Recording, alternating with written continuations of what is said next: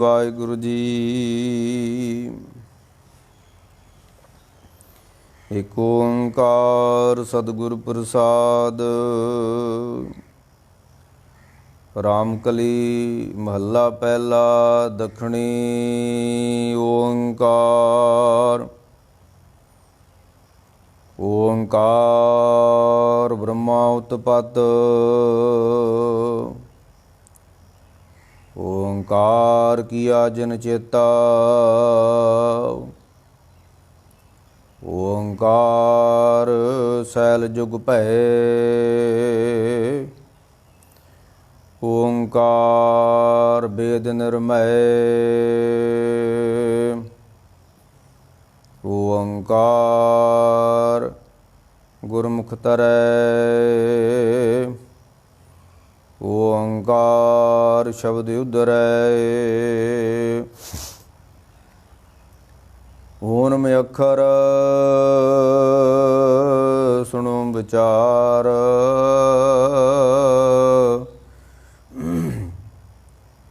ਓਨਮ ਅੱਖਰ ਤਿਰ ਭਵਨ ਸਾਰ। ਸੁਨ ਪਾਂਡੇ ਕਿਆ ਲਿਖੋ ਜੰਜਾਲਾ। ਲਿਖ ਰਾਮ ਨਾਮ ਗੁਰਮੁਖ ਗੋਪਾਲਾ। ਸੱਸੇ ਸਭ ਜਗ ਸਹਿਜ ਉਪਾਇਆ।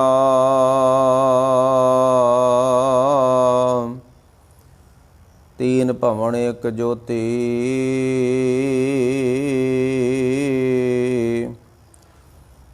ਗੁਰਮੁਖ ਵਸਤ ਪ੍ਰਾਪਤ ਹੋਵੈ।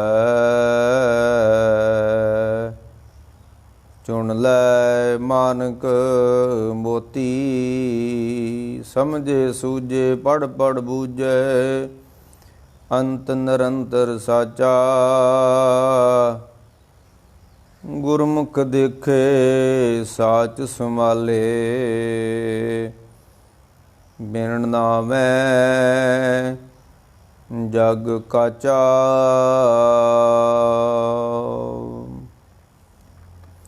ਵਾਹਿਗੁਰੂ ਜੀ ਕਾ ਖਾਲਸਾ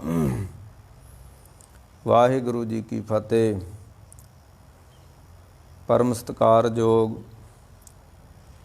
ਗੁਰੂ ਪਿਆਰੀ ਗੁਰੂ ਸਵਾਰੀ ਸਾਧ ਸੰਗਤ ਜੀ। ਧੰਨ ਗੁਰੂ ਨਾਨਕ ਦੇਵ ਸੱਚੇ ਪਾਤਸ਼ਾਹ ਮਹਾਰਾਜ ਨੇ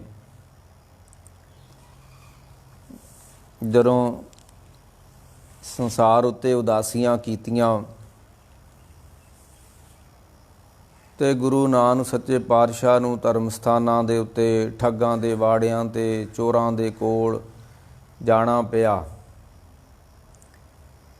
ਭਾਈ ਗੁਰਦਾਸ ਜੀ ਨੇ ਇੱਕ ਤੁਕ ਲਿਖੀ ਹੈ ਕਿ ਚੜ੍ਹਿਆ ਸੋਧਣ ਧਰਤ ਲੁਕਾਈ। ਗੁਰੂ ਨਾਨਕ ਸੱਚੇ ਪਾਤਸ਼ਾਹ ਜੱਗ ਦੇ ਭਲੇ ਵਾਸਤੇ ਤੇ ਜਿਹੜੇ ਜਿਹੜੇ ਜ਼ਾਲਮ ਲੋਕ ਸਨ ਜਾਂ ਧਾਰਨ ਦੇ ਵਿੱਚ ਜਿਹੜਾ ਪਖੰਡ ਆ ਗਿਆ ਸੀ, ਧਾਰਮਿਕ ਲੋਕ ਪਖੰਡੀ ਹੋ ਚੁੱਕੇ ਸਨ। ਰਾਜੇ ਜਿਹੜੇ ਸੀ ਸ਼ੇਰ ਬਣ ਚੁੱਕੇ ਸਨ। ਰਾਜੇ ਸ਼ੀਂਹ ਮੁਕੱਦਮ ਕੁੱਤੇ। ਤੇ ਜਗਤ ਦੇ ਭਲੇ ਵਾਸਤੇ, ਜਗਤ ਨੂੰ ਤਾਰਨ ਵਾਸਤੇ ਗੁਰੂ ਨਾਨਕ ਸਾਹਿਬ ਨੇ ਉਦਾਸੀਆਂ ਕੀਤੀਆਂ।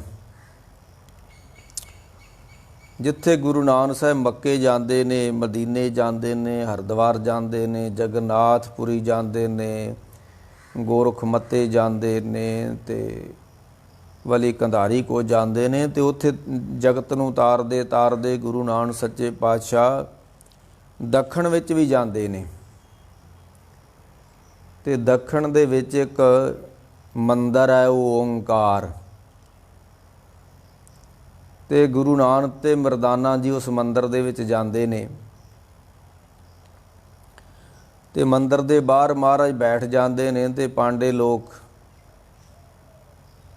ਗੁਰੂ ਨਾਨਕ ਸਾਹਿਬ ਦੇ ਨਾਲ ਚਰਚਾ ਕਰਦੇ ਨੇ। ਜਿਸ ਤਰ੍ਹਾਂ ਜਗਨਨਾਥਪੁਰੀ ਮਹਾਰਾਜ ਮੰਦਰ ਦੇ ਬਾਹਰ ਬੈਠਦੇ ਨੇ, ਭਾਈ ਗੁਰਦਾਸ ਨੇ, ਕਿਉਂਕਿ ਗੁਰੂ ਨਾਨਕ ਸਾਹਿਬ ਸਿੱਧਾ ਜਾ ਕੇ ਅਟੈਕ ਨਹੀਂ ਕਰਦੇ, ਬੜੇ ਤਰੀਕੇ ਦੇ ਨਾਲ।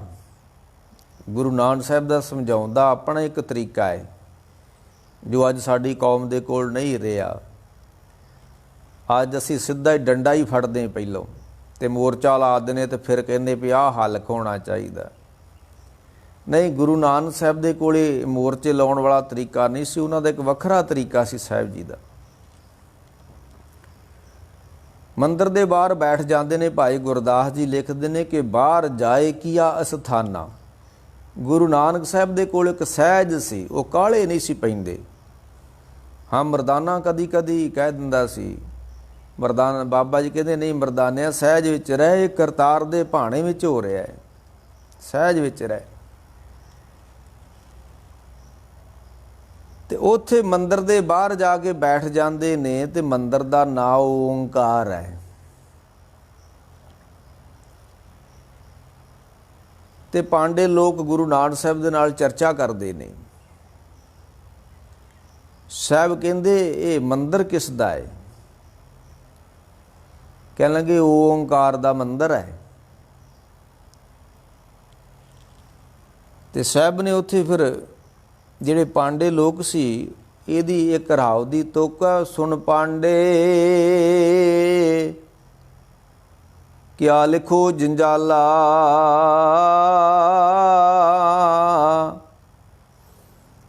ਐ ਪੰਡਤ, ਐ ਪਾਂਡੇ, ਕੀ ਜੰਜਾਲ ਪਿਆ ਲਿਖਦਾ ਹੈ?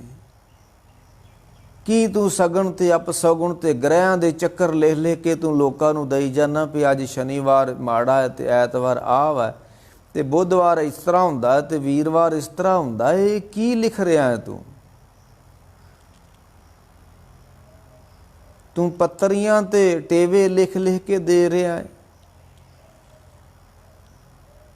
ਗਣ ਗਣ ਜੋਤ ਕਾਢੀ ਕੀਨੀ, ਪੜੇ ਸੁਣਾਵੇਂ ਤਤ ਨ ਚੀਨੀ।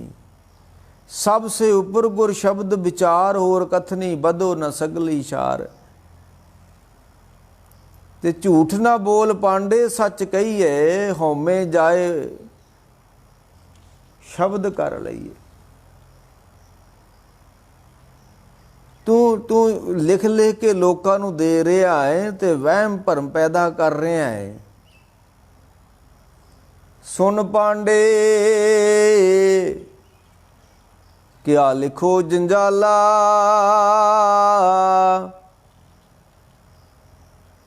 ਤੁਸੀਂ ਲਿਖ ਲਓ ਕਿ ਲੋਕਾਂ ਨੂੰ ਵਹਿਮਾਂ ਭਰਮਾਂ 'ਚ ਪਾ ਰਹੇ ਹੋ। ਤੇ ਪੰਡਤ ਅੱਗੇ ਕਹਿੰਦਾ ਮਹਾਰਾਜ ਫਿਰ ਕੀ ਲਿਖਣਾ ਚਾਹੀਦਾ? ਲਿਖ ਰਾਮ ਨਾਮ ਗੁਰਮੁਖ ਗੋਪਾਲਾ। ਰੱਬ ਦਾ ਨਾਮ ਲਿਖੋ ਤੇ ਉਹਦੇ ਵਿੱਚ ਤੇ ਕੋਈ ਤੁਹਾਨੂੰ ਕੋਈ ਆਤਮਿਕ ਲਾਭ ਹੋ ਸਕਦਾ ਹੈ। ਤੇ ਤੁਸੀਂ ਆ ਸਗਨ ਉਪਸਗਨ ਤੇ ਉਰਲਮ ਪਰਲਮ, ਜੇ ਅੱਜ ਮਾੜਾ ਦਿਨ ਹੈ, ਅੱਜ ਸੰਗਰਾਂਦ ਹੈ, ਅੱਜ ਪੂਰਨਮਾਸੀ ਹੈ, ਅੱਜ ਚੰਦਰਮਾ ਹੈ, ਅੱਜ ਦਸਵੀਂ ਹੈ, ਅੱਜ ਅੱਠਵੀਂ ਹੈ, ਇਹ ਕੀ ਭਰਮ ਪੈਦਾ ਕਰ ਰਹੇ ਹੋ ਤੁਸੀਂ? ਕੀ ਭਰਮ ਪੈਦਾ ਕਰ ਰਹੇ? ਤੇ ਗੁਰੂ ਨਾਨਕ ਸੱਚੇ ਪਾਤਸ਼ਾਹ ਕਹਿੰਦੇ ਤੁਸੀਂ ਇਹ ਓਂਕਾਰ ਦਾ ਮੰਦਰ ਹੈ। ਤੇ ਮਹਾਰਾਜ ਕਹਿੰਦੇ ਓਂਕਾਰ ਦਾ ਮੰਦਰ ਵੀ ਕੋਈ ਬਣਾ ਸਕਦਾ ਹੈ। ਜਿੱਦਾਂ ਕਈ ਕਹਿੰਦੇ ਵੀ ਹਰੀ ਦਾ ਮੰਦਰ ਵਾ ਜੀ, ਹਰਿਦੁਆਰ ਵਾ ਜੀ, ਹਰੀ ਦਾ ਮੰਦਰ ਹੈ। ਸਾਹਿਬ ਕਹਿੰਦੇ ਹਰੀ ਦਾ ਤੇ ਮੰਦਰ ਬਣ ਨਹੀਂ ਸਕਦਾ, ਓਂਕਾਰ ਦਾ ਮੰਦਰ ਬਣ ਨਹੀਂ ਸਕਦਾ। ਜਿਹੜਾ ਓਂਕਾਰ ਸਾਰਿਆਂ ਨੂੰ ਬਣਾਉਂਦਾ ਹੈ, ਤੁਸੀਂ ਉਸ ਦਾ ਮੰਦਰ ਕਿਵੇਂ ਬਣਾ ਦਿੱਤਾ ਹੈ? ਜਿਸ ਤਰ੍ਹਾਂ ਉਹ ਜਪਜੀ ਸਾਹਿਬ ਪੜ੍ਹਦੇ ਆ ਨਾ, ਥਾਪਿਆ ਨਾ ਜਾਏ ਕੀਤਾ ਨਾ ਹੋਏ। ਉਸ ਪਰਮੇਸ਼ਰ ਨੂੰ, ਉਸ ਰੱਬ ਨੂੰ ਕਿਸੇ ਅਸਥਾਨ ਤੇ ਸਥਾਪਨ ਨਹੀਂ ਕੀਤਾ ਜਾ ਸਕਦਾ। ਤੇ ਤੁਸੀਂ ਕਹਿੰਦੇ ਹੋ ਇਹ ਓਂਕਾਰ ਦਾ ਮੰਦਰ ਹੈ। ਜਿਹੜੇ ਲੋਕ ਇਸ ਤਰ੍ਹਾਂ ਦੇ ਹੁੰਦੇ ਨੇ, ਉਹ ਫਿਰ ਜਿਹੜੇ ਗੁਰੂ ਪੀਰ ਹੁੰਦੇ ਨੇ ਉਹਨਾਂ ਦੇ ਨਾਲ ਬਹਿਸ ਮਸਾਈਆ ਕਰਦੇ ਨੇ, ਝਗੜਦੇ ਨੇ। ਜਿਹੜੇ ਓਂਕਾਰ ਨੂੰ ਜਾਣਦੇ ਨੇ ਉਹਨਾਂ ਨੂੰ ਪਤਾ ਉਹਦਾ ਮੰਦਰ ਨਹੀਂ ਕੋਈ ਹੋ ਸਕਦਾ ਹੈ। ਜਿਹੜੇ ਹਰੀ ਨੂੰ ਜਾਣ ਲੈਂਦੇ ਨੇ ਉਹ ਕਹਿੰਦੇ ਹਰੀ ਦਾ ਮੰਦਰ ਕੋਈ ਨਹੀਂ ਹੈ ਧਰਤੀ ਉੱਤੇ,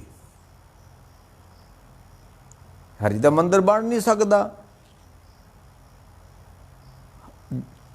ਤੇ ਮਹਾਰਾਜ ਕਹਿੰਦੇ ਆ ਵੀ ਕਬੀਰ ਸਾਹਿਬ ਕਹਿੰਦੇ ਓੰਕਾਰ ਆਦਿ ਮੈਂ ਜਾਨਾ, ਮੈਂ ਉਸ ਓੰਕਾਰ ਨੂੰ ਜਾਣਦਾ। ਤੇ ਉਹ ਇਹ ਨਹੀਂ ਕਿ ਮਤਲਬ ਤੁਸੀਂ ਓੰਕਾਰ ਲਿਖਦੇ ਹੋ ਤੇ ਇਹ ਖਣੀ ਰੱਬ ਹੀ ਆ। ਓੰਕਾਰ ਆਦਿ ਮੈਂ ਜਾਨਾ, ਲਿਖ ਅਰ ਮੇਟੇ ਤਾਹੇ ਨਾ ਮਾਨਾ। ਜਿਹੜਾ ਲਿਖਿਆ ਜਾਵੇ ਜਾਂ ਮਿਟ ਜਾਵੇ, ਜਿਹੜਾ ਲੇਖੇ ਵਿੱਚ ਆਵੇ ਜਾਂ ਮਿਟ ਜਾਵੇ, ਉਹ ਓਂਕਾਰ ਨਹੀਂ ਹੁੰਦਾ। ਕਬੀਰ ਸਾਹਿਬ ਕਹਿੰਦੇ ਇਹ ਅੱਗੇ ਚੱਲ ਕੇ ਆਪਾਂ ਇਹਨਾਂ ਪੌੜੀਆਂ ਦੀ ਵਿਸਤਾਰ ਕਰਾਂਗੇ। ਮੈਂ ਸਿਰਫ ਹੁਣ ਸੰਖੇਪ ਜਿਹਾ ਹੀ ਦੱਸਣ ਲੱਗਾ ਇਹਨਾਂ ਪੌੜੀਆਂ ਦੇ ਵਿੱਚ ਮਹਾਰਾਜ ਨੇ ਕੀ ਕਿਹਾ। ਮਹਾਰਾਜ ਕਹਿੰਦੇ ਤੁਸੀਂ ਓਂਕਾਰ ਦਾ ਮੰਦਰ ਇੰਨੀ ਮਿਹਨਤ ਦੇ ਨਾਲ, ਦੂਸਰੀ ਪੌੜੀ ਦੇ ਵਿੱਚ ਮਹਾਰਾਜ ਅੱਗੇ ਆਪਾਂ ਵਿਸਤਾਰ ਨਹੀਂ ਹੁਣ ਕਰਨਾ, ਸਿਰਫ ਥੋੜ੍ਹਾ ਜਿਹਾ ਸੰਖੇਪ ਜਿਹਾ ਹੀ ਚੱਲਣਾ। ਇਹ 54 ਪੌੜੀਆਂ ਨੇ ਮਹਾਰਾਜ ਦੀ ਬਾਣੀ ਦੀਆਂ। ਤੇ ਅਗਲੀ ਪੌੜੀ 'ਚ ਮਹਾਰਾਜ ਕਹਿੰਦੇ ਆ ਵੀ ਸੱਸੇ ਸਭ ਜਗ ਸਹਿਜ ਉਪਾਇਆ। ਜਿਹੜਾ ਸਾਰੇ ਸੰਸਾਰ ਨੂੰ ਪੈਦਾ ਕਰਦਾ, ਜਿਸ ਨੇ ਸਾਰੇ ਸੰਸਾਰ ਦੀ ਘਾੜਤ ਘੜੀ ਆ, ਤੇ ਤੁਸੀਂ ਉਹਦਾ ਮੰਦਰ ਘੜ ਕੇ ਬਹਿ ਗਏ ਹੋ। ਹੁਣ ਇੱਕ ਬਿਲਡਿੰਗ ਬਣਾਉਣੀ ਹੈ ਤੇ 100 ਸਿਆਪੇ ਕਰਨੇ ਪੈਂਦੇ, 100 ਚੀਜ਼ਾਂ ਇਕੱਠੀਆਂ ਕਰਨੀਆਂ ਪੈਂਦੀਆਂ, ਤੇ ਫਿਰ ਜਾ ਕੇ ਉਹ ਕਿਤੇ ਬੜੇ ਲੰਮੇ ਅਰਸੇ ਦੇ ਬਾਅਦਾਂ ਖੱਪ ਖਪਾਈਏ ਦੇ ਬਾਅਦਾਂ ਕੋਈ ਮੰਦਰ, ਕੋਈ ਚੀਜ਼ ਬਣਦੀ ਹੈ, ਮੰਦਰ ਬਣਦਾ ਹੈ। ਤੇ ਗੁਰੂ ਨਾਨਕ ਸਾਹਿਬ ਕਹਿੰਦੇ ਜਿਸ ਪਰਮੇਸ਼ਰ ਨੇ ਏਡਾ ਵੱਡਾ ਸੰਸਾਰ ਰਚਿਆ, ਉਹਨੂੰ ਕੋਈ ਸਿਆਪਾ ਕਰਨਾ ਪਿਆ। ਵੀ ਇੱਕ ਕੋਠਾ ਹੀ ਬਣਾਉਣਾ ਹੋਵੇ ਤੇ 100 ਸਿਆਪੇ ਕਰਨੇ ਪੈਂਦੇ, ਪਹਿਲੋਂ ਮਿਹਨਤਾਂ ਕਰਨੀਆਂ ਪੈਂਦੀਆਂ, ਫਿਰ ਸਾਜੋ ਸਮਾਨ ਇਕੱਠਾ ਕਰਨਾ ਪੈਂਦਾ। ਤੇ ਇਹ ਜਿਹੜਾ ਰੱਬ ਨੇ ਸੰਸਾਰ ਰਚਿਆ, ਕਿ ਰੱਬ ਨੂੰ ਵੀ ਸਿਆਪਾ ਹੀ ਕਰਨਾ ਪਿਆ। ਤੁਸੀਂ ਤੇ ਕਹਿੰਦੇ ਹੋ ਕਿ ਓਂਕਾਰ ਦਾ ਮੰਦਰ ਹੈ, ਤੇ ਇਹ ਮੰਦਰ ਬਣਾਉਣ ਤੇ ਕਿੰਨਾ ਸਮਾਂ ਲੱਗਾ, ਕਿੰਨਾ ਪੈਸਾ ਖਰਚ ਹੋਇਆ। ਤੇ ਜਿਹੜਾ ਰੱਬ ਨੇ ਇਹ ਸੰਸਾਰ ਰਚਿਆ, ਮਹਾਰਾਜ ਕਹਿੰਦੇ ਸੱਸੇ ਸਭ ਜਗ ਸਹਿਜ ਉਪਾਇਆ। ਉਹਨੂੰ ਨਹੀਂ ਕੋਈ ਸਿਆਪਾ ਕਰਨਾ ਪਿਆ ਐਡਾ ਵੱਡਾ ਸੰਸਾਰ ਦੀ ਰਚਨਾ ਕਰਨ ਵਾਸਤੇ। ਇੱਕ ਮੰਦਰ ਵਾਸਤੇ, ਕੋਠੇ ਵਾਸਤੇ ਤਾਂ 100 ਸਿਆਪੇ ਕਰਨੇ ਪੈਂਦੇ ਨੇ। ਸੱਸੇ ਸਭ ਜਗ ਸਹਿਜ ਉਪਾਇਆ। ਏਡੇ ਏਡੇ ਵੱਡੇ ਸਮੁੰਦਰ, ਪਹਾੜ, ਬਨਸਪਤੀ, ਦਰਿਆ ਸਹਿਜੇ ਹੀ ਚੱਲ ਪਏ ਨੇ, ਉਹਨੂੰ ਕੋਈ ਸਿਆਪੇ ਨਹੀਂ ਕਰਨੇ ਪਏ। ਸੱਸੇ ਸਭ ਜਗ ਸਹਿਜ ਉਪਾਇਆ, ਤੀਨ ਭਵਨ ਇੱਕ ਜੋਤੀ। ਤੁਸੀਂ ਕਹਿੰਦੇ ਹੋ ਮੰਦਰ ਉਹਦਾ ਓਂਕਾਰ ਦਾ, ਸਾਹਿਬ ਕਹਿੰਦੇ ਉਹਦੀ ਤੇ ਜੋਤੀ ਤਿੰਨਾਂ ਭਵਨਾਂ ਦੇ ਵਿੱਚ ਵਾ। ਉਹਨੂੰ ਤੁਸੀਂ ਕਿਸੇ ਚਾਰ ਦੀਵਾਰੀ ਦੇ ਅੰਦਰ, ਕਿਸੇ ਮੰਦਰ ਦੇ ਅੰਦਰ ਤੁਸੀਂ ਉਸ ਨੂੰ ਬਿਠਾ ਨਹੀਂ ਸਕਦੇ, ਥਾਪਿਆ ਨਾ ਜਾਏ। ਜਿਹਦੀ ਘਾੜਤ ਨਹੀਂ ਘੜੀ ਜਾ ਸਕਦੀ, ਤੇ ਤੁਸੀਂ ਉਹਨੂੰ ਮੰਦਰ 'ਚ ਕਿਵੇਂ ਬਿਠਾ ਦਿੱਤਾ ਹੈ ਕਿ ਇਹਦੇ ਤੇ ਬਾਹਰ ਲਿਖ ਕੇ ਲਾ ਦਿੱਤਾ ਵੀ ਓਂਕਾਰ ਦਾ ਮੰਦਰ ਹੈ। ਇਹ ਕਿਸ ਤਰ੍ਹਾਂ ਹੈ? ਮਹਾਰਾਜ ਕਹਿੰਦੇ ਤੀਨ ਭਵਨ ਇੱਕ ਜੋਤੀ, ਗੁਰਮੁਖ ਵਸਤ ਪ੍ਰਾਪਤ ਹੋਵੇ। ਤੁਸੀਂ ਤੇ ਬਾਹਰਲੇ ਮੰਦਰਾਂ ਦੇ ਵਿੱਚ ਚੱਕਰਾਂ 'ਚ ਘੁੰਮਣ 'ਚ ਫਿਰ ਗਏ ਵੀ ਮੰਦਰ ਬਣਾਉਣ ਦੇ ਉੱਤੇ ਸੋਨੇ ਲਾਓ। ਤੁਸੀਂ ਤੇ ਬਾਰ-ਬਾਰ ਹੀ ਚੱਕਰ ਕੱਢੀ ਜਾਂਦੇ ਹੋ। ਨਾ ਤੂੰ ਆਵੇਂ ਵਸ ਕਿਤੇ ਸਿਆਣ ਭੈ, ਨਾ ਤੂੰ ਆਵੇਂ ਵਸ ਬਹੁਤਾ ਦਾਨ ਦੇ। ਹੁਣ ਕੱਲ੍ਹ ਹੀ ਉੱਥੇ ਕਿਸੇ ਨੇ 1 ਕਰੋੜ ਤੇ 26 ਲੱਖ ਦੀ ਕਲਗੀ ਅਰਪਣ ਕੀਤੀ ਪਟਨਾ ਸਾਹਿਬ, 2-4 ਦਿਨ ਹੋ ਗਏ ਹੈ। ਤੇ ਉਹ ਕਿਸ ਕੰਮ ਆਉਣੀ ਕਲਗੀ? ਕਲਗੀਧਰ ਨੇ ਤੇ ਇਹੋ ਕਿਹਾ ਨਾ ਵੀ ਜਿਹੜਾ ਗਰੀਬ ਦਾ ਮੂੰਹ ਹੈ ਨਾ, ਉਹ ਮੇਰੀ ਗੋਲਕ ਵਾ। ਤੇ ਅੱਜ ਸਾਡੀਆਂ ਗੋਲਕਾਂ ਤਾਂ ਲੋਹੇ ਦੀਆਂ ਬਣ ਗਈਆਂ ਨੇ। ਅੱਜ ਸਾਡਾ ਬਹੁਤਾ ਜਿਹੜਾ ਧਿਆਨ ਜਿਹੜਾ ਉਹ ਧਰਮ ਮੰਦਰਾਂ ਨੂੰ ਉਸਾਰਨ ਵਿੱਚ ਹੀ ਲੱਗਾ ਹੋਇਆ ਹੈ। ਪਹਿਲੋਂ ਰੰਗ ਰੋਗਣ ਕੀਤੇ, ਫਿਰ ਉਹਨੂੰ ਪੱਥਰ ਲਾਉਣ ਲੱਗ ਪਏ, ਪੱਥਰਾਂ ਉੱਤੇ ਫਿਰ ਸੋਨਾ ਲੱਗਣ ਲੱਗ ਪਿਆ। ਸਾਹਿਬ ਕਹਿੰਦੇ ਨਾ, तीन पवन एक ज्योति गुरमुख वस्त प्राप्त होवै। जे ते तुसी वस्तु चाहुंदे हो ते फिर ते गुरु दी शरण विच आउणा जाना पैना। गुर शरण न आइए ब्रह्म न पाइए। गुरु दी शरण तो बिना रब नहीं मिलता। ते तुसी अपने आप ही एक मंदिर घड़ के बह गए तो कहता भी ओंकार दा मंदिर है।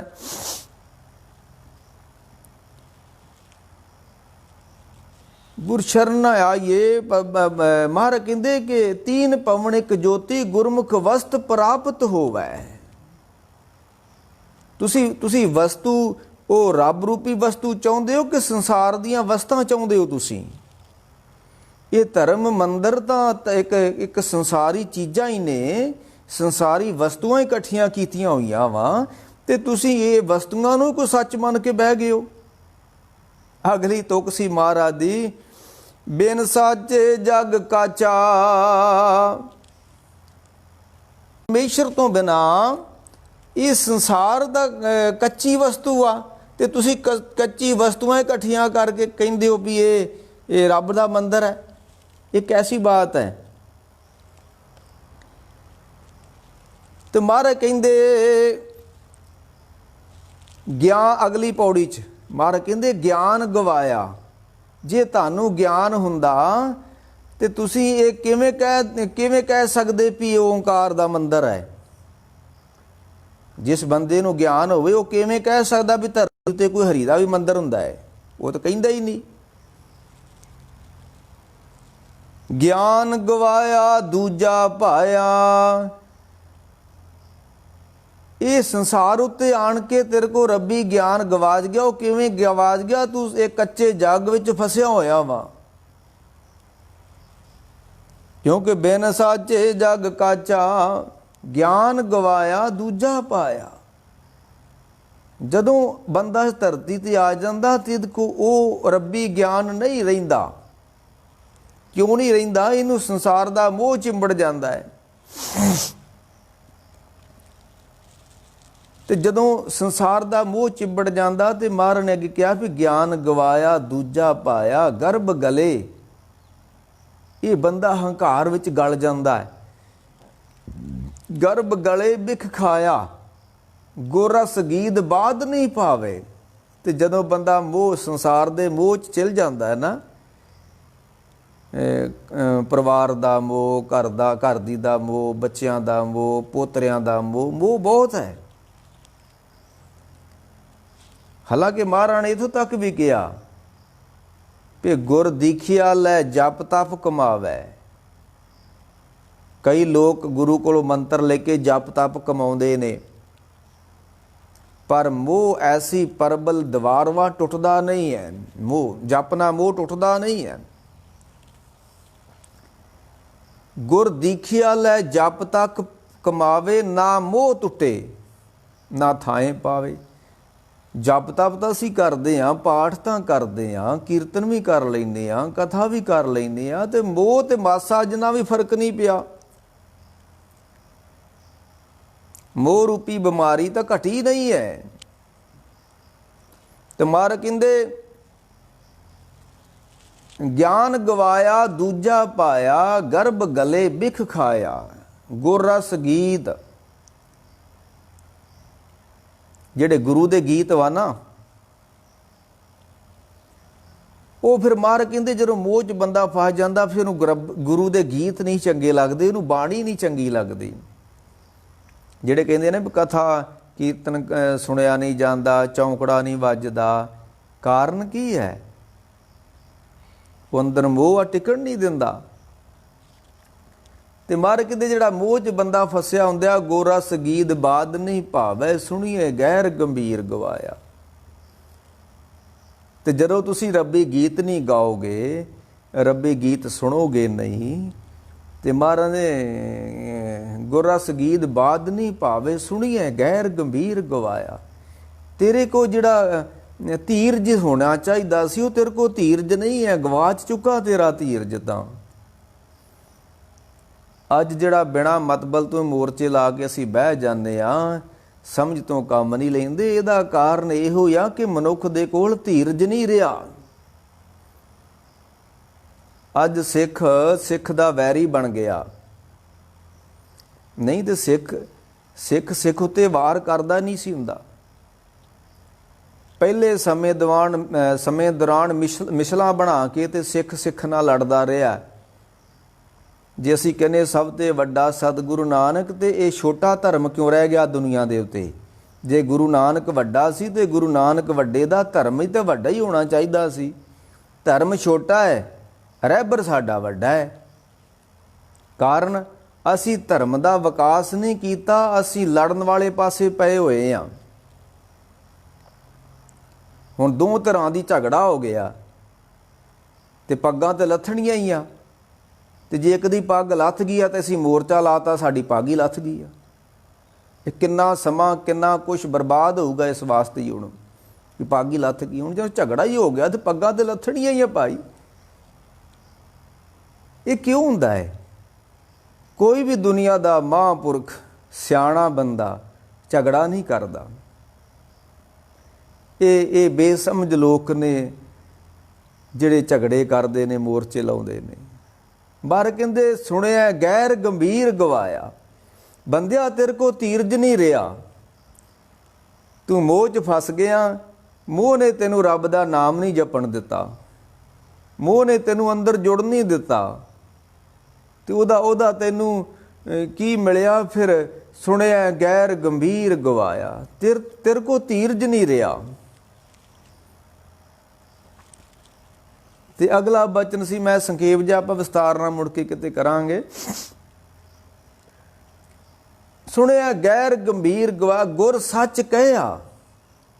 ਜਿਹੜਾ ਗੁਰੂ ਨੇ ਕਿਹਾ ਹੋਇਆ ਨਾ, ਸੱਚ ਕਿਹਾ ਵਾ।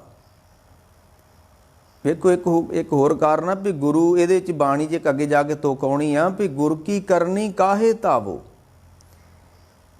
ਇੱਕ ਹੈ ਗੁਰੂ ਨੇ ਸਾਨੂੰ ਕਿਹਾ ਵੀ ਸਿੱਖਾ ਤੂੰ ਆਹ ਕਰਨਾ ਵਾ, ਤੇ ਇੱਕ ਗੁਰੂ ਨੇ ਕੀਤਾ ਵਾ। ਜਿਹੜਾ ਗੁਰੂ ਨੇ ਕੀਤਾ ਵਾ ਉਹ ਸਿੱਖ ਨੇ ਨਹੀਂ ਕਰਨਾ। ਇਹ ਇਸੇ ਬਾਣੀ 'ਚ ਦੱਖਣੀ ਓਂਕਾਰ 'ਚ ਜਾ ਕੇ ਅੱਗੇ ਗੁਰੂ ਨਾਨਕ ਸਾਹਿਬ ਕਹਿੰਦੇ ਨੇ ਵੀ ਗੁਰ ਕਹਿਆ, ਜੋ ਗੁਰੂ ਨੇ ਤੁਹਾਨੂੰ ਕਹਿ ਦਿੱਤਾ ਹੈ ਉਹ ਕਰੋ ਭਾਈ। ਤੇ ਜੋ ਗੁਰੂ ਨੇ ਕੀਤਾ ਹੈ ਸਿੱਖਾ ਤੂੰ ਉਹ ਨਹੀਂ ਕਰਨਾ। ਗੁਰੂ ਨੇ ਤੇ ਪੰਜਾਂ ਦੇ ਸਿਰ ਵੱਢ ਕੇ ਮੁੜ ਕੇ ਜੋੜ ਦਿੱਤੇ ਸੀ ਅੰਮ੍ਰਿਤ ਛਕਾਉਣ ਤੋਂ ਪਹਿਲਾਂ।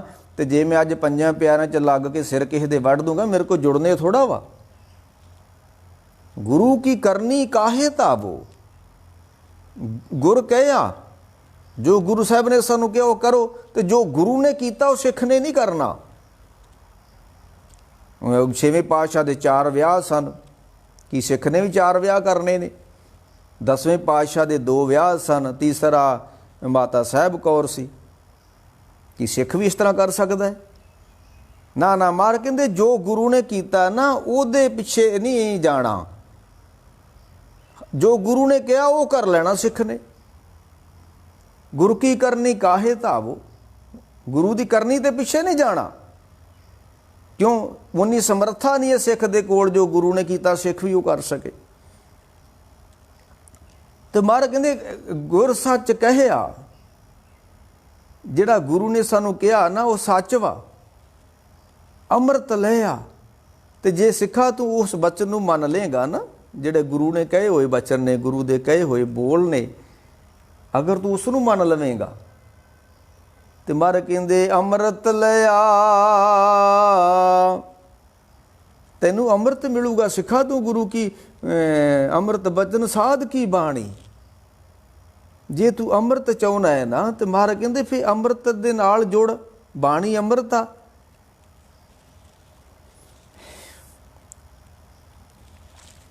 ਅੱਗੇ ਜਾ ਕੇ ਮਹਾਰਾਜ ਕਹਿੰਦੇ ਵੀ ਏਕੋ ਏਕ ਕਹੇ ਸਭ ਕੋਈ, ਹਉਮੈ ਗਰਭ ਵਿਆਪੇ। ਸਾਰੇ ਕਹਿੰਦੇ ਰੱਬ ਇੱਕ ਵਾ, ਮੁਸਲਮਾਨ ਵੀ ਕਹਿੰਦੇ ਰੱਬ ਇੱਕ ਵਾ, ਹਿੰਦੂ ਵੀ ਕਹਿੰਦੇ ਰੱਬ ਇੱਕ ਆ, ਅਸੀਂ ਵੀ ਕਹਿੰਦੇ ਰੱਬ ਇੱਕ ਵਾ। ਧਰਮ ਗ੍ਰੰਥ ਸਾਰੇ ਕਹਿੰਦੇ ਰੱਬ ਇੱਕ ਵਾ। ਏਕੋ ਏਕ ਕਹੇ ਸਭ ਕੋਈ, ਪਰ ਹਉਮੈ ਗਰਭ ਵਿਆਪੇ। ਅੰਦਰੋਂ ਨਹੀਂ ਅਸੀਂ ਕਹਿ ਰਹੇ, ਮੂੰਹ ਤੋਂ ਕਹਿ ਰਹੇ ਹਾਂ। ਜੇ ਅਸੀਂ ਅੰਦਰੋਂ ਜਾਣ ਲਈਏ ਨਾ ਵੀ ਵਾਕਿਆ ਹੀ ਇੱਕ ਵਾ, ਤੇ ਫਿਰ ਤੇ ਭਾਈ ਘਨਈਏ ਬਣ ਜਾਾਂਗੇ ਆਪਾਂ। ਹੁਣ ਤੇ ਅਸੀਂ ਸਿੱਖਾਂ ਉੱਤੇ ਡਾਂਗਾਂ ਪੈ ਚਲਾਉਂਦੇ ਆ। ਅਸੀਂ ਤੇ ਬੰਦੇ ਵੀ ਨਹੀਂ ਬਣ ਸਕੇ, ਸਿੱਖ ਕਿੱਥੋਂ ਬਣਨਾ ਹੈ? ਬੰਦੇ ਵੀ ਨਹੀਂ ਬਣ ਸਕੇ। ਤੇ ਮਹਾਰਾਜ ਕਹਿੰਦੇ ਹਉਮੈ ਏਕ ਕਹੇ ਸਭ ਕੋਈ, ਹਉਮੈ ਗਰਭ ਵਿਆਪੇ, ਅੰਤਰ ਬਾਹਰ ਏਕ ਪਛਾਣੇ, ਇਉਂ ਕਰ ਮਹਿਲ ਸੰਜਾਪੇ। ਜਿੱਦਣ ਤੈਨੂੰ ਸਾਰੇ ਥਾਂ ਤੇ ਪਤਾ ਲੱਗ ਜੂਗਾ ਨਾ ਉਹ ਇੱਕ ਵਾ, ਫਿਰ ਤੈਨੂੰ ਕਿਸੇ ਮੰਦਰ ਦੀ ਲੋੜ ਨਹੀਂ ਪੈਣੀ। ਫਿਰ ਤੂੰ ਨਹੀਂ ਕਹੇਗਾ ਵੀ ਆਹ ਜਿਹੜੀ ਮੈਂ ਬਿਲਡਿੰਗ ਬਣਾਈ ਓਂਕਾਰ ਦਾ ਮੰਦਰ ਹੈ ਜਾਂ ਹਰੀ ਦਾ ਮੰਦਰ ਹੈ, ਫਿਰ ਨਹੀਂ ਤੂੰ ਕਹੇਗਾ। ਉਹ ਤਾਂ 3 ਪੌਣ 1 ਜੋਤੀ, ਜਿਹੜਾ 3 ਭਵਨਾਂ 'ਚ ਉਹਨੂੰ ਤੇ ਇੱਕ ਮੰਦਰ 'ਚ ਕਿਵੇਂ ਫਿੱਟ ਕਰਕੇ ਰੱਖ ਦਿੱਤਾ ਹੈ। ਅਗਲੀ ਪੌੜੀ 12ਵੀਂ ਪੌੜੀ 'ਚ ਮਹਾਰਾਜ ਕਹਿੰਦੇ ਮਨੁੱਖ ਦੀਵਾਨਾ ਹੋ ਗਿਆ ਹੈ। ਜਿਸ ਤਰ੍ਹਾਂ ਗੁਰੂ ਨਾਨਕ ਸਾਹਿਬ ਕਹਿੰਦੇ ਨੇ ਕਿ ਭਇਆ ਦੀਵਾਨਾ ਸਾਹਕਾਰ ਨਾਨਕ ਬੋਰਾਨਾ, ਹੋ ਹਰ ਬਿਨ ਅਵਰ ਨਾ ਜਾਣਾ। ਹਰ ਬੰਦਾ ਕਿਸੇ ਚੀਜ਼ ਦਾ ਦੀਵਾਨਾ ਹੋਇਆ ਫਿਰਦਾ ਹੈ। ਕੋਈ ਪੈਸੇ ਦਾ ਦੀਵਾਨਾ ਹੋ ਗਿਆ, ਕੋਈ ਕਿਸੇ ਦਾ ਦੀਵਾਨਾ ਹੋ ਗਿਆ। ਤੇ ਮਹਾਰਾਜ ਕਹਿੰਦੇ ਸੰਸਾਰ ਕਿਹਦਾ ਦੀਵਾਨਾ ਹੈ? ਮਾਇਆ ਕੇ ਦੀਵਾਨੇ ਪ੍ਰਾਣੀ,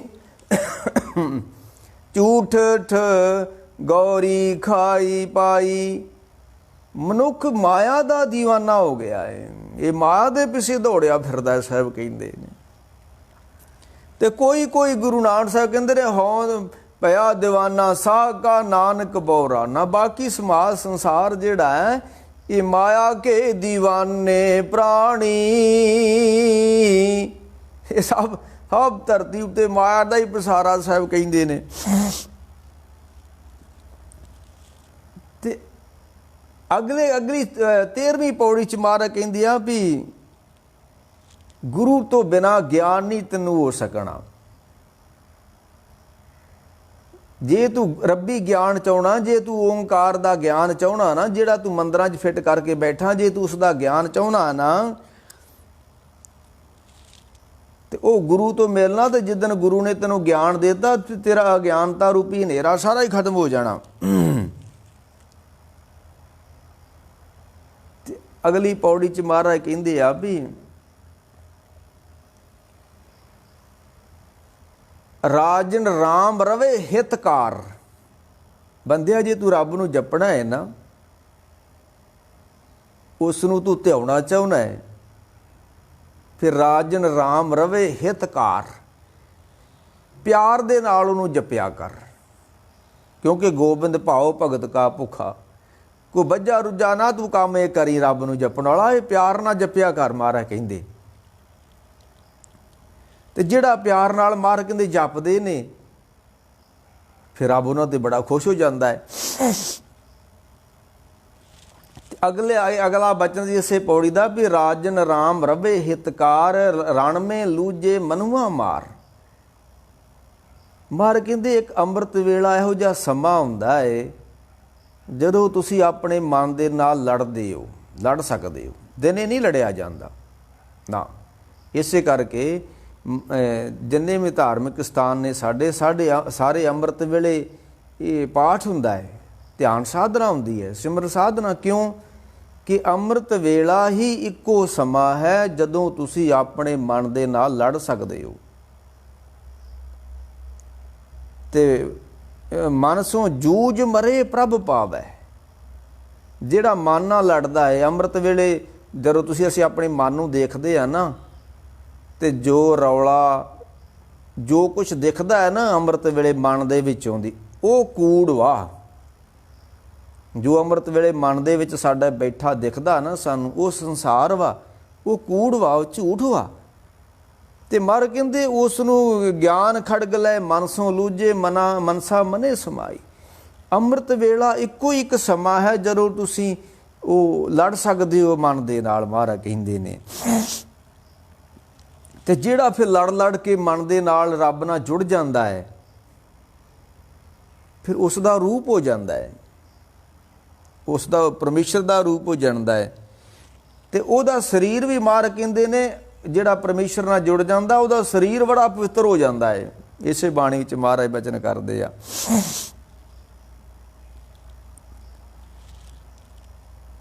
ਅਗਲੀ ਪੌੜੀ 'ਚ ਮਹਾਰਾਜ ਕਹਿੰਦੇ ਨੇ ਰਾਜੇ ਰਾਏ ਰੰਕ ਨਹੀਂ ਰਹਿਣਾ, ਆਏ ਜਾਏ ਜੁਗ ਚਾਰੇ। ਤੂੰ ਤੇ ਬੰਦਿਆਂ ਇਸ ਮੋਹ 'ਚ ਫਸ ਗਿਆ ਧੀਆਂ ਪੁੱਤਰਾਂ ਸੰਸਾਰ ਜੋਗਾ ਰਹਿ ਗਿਆ ਤੇ ਇੱਥੇ ਤੂੰ ਰਹਿਣਾ ਨਹੀਂ ਹੈ। ਰਾਣਾ ਰੰਕ ਨ ਕੋ ਰਹੇ ਰੰਗ ਨ ਤੁੰਗ ਫਕੀਰ, ਵਾਰੀ ਆਪੋ ਆਪਣੀ ਕੋਈ ਨਾ ਬੰਦੇ ਧੀਰ। ਇੱਥੇ ਕਿਸੇ ਨੇ ਨਹੀਂ ਰਹਿਣਾ ਮਹਾਰਾਜ ਕਹਿੰਦੇ, ਤੇ ਤੂੰ ਕਿਹੜੇ ਮੋਹ 'ਚ ਫਸ ਕੇ ਰੱਬ ਨੂੰ ਵਿਸਾਰ ਬੈਠਾ। ਮਹਾਰਾਜ ਕਹਿੰਦੇ ਲੱਭ ਲੋ ਬੁਰਾ ਹੰਕਾਰ। ਜੇ ਤੂੰ ਮਨ ਦੇ ਨਾਲ ਨਹੀਂ ਨਾ ਲੜੇਗਾ ਤੇ ਤੇਰੇ ਮਨ ਵਿੱਚ ਕੁਛ ਬੁਰਾਈਆਂ ਬੜੀਆਂ ਹੋਈਆਂ ਨੇ ਤੇ ਕਦੀ ਵੀ ਉਹ ਅਟੈਕ ਕਰ ਸਕਦੀਆਂ ਨੇ। ਕਦੀ ਲੋਭ ਤੈਨੂੰ ਢਾਹ ਸਕਦਾ ਹੈ, ਕਦੀ ਕ੍ਰੋਧ ਢਾਹ ਸਕਦਾ ਹੈ, ਕਦੀ ਮੋਹ, ਕਦੀ ਵਾਸ਼ਨਾਵਾਂ, ਕਿਉਂਕਿ ਮਨ ਦੇ ਵਿੱਚ ਤਾਂ ਬੈਠੀਆਂ ਹੋਈਆਂ ਨੇ ਤੇ ਬੜੀਆਂ ਭੈੜੀਆਂ ਬਲਾਵਾਂ ਨੇ ਜਿਹੜੀਆਂ ਸਾਡੇ ਅੰਦਰ ਰਹਿੰਦੀਆਂ ਨੇ। ਮਹਾਰਾਜ ਕਹਿੰਦੇ ਤੇ ਲਾਹੇ ਕਾਰਨ ਆਇਆ ਜਗ।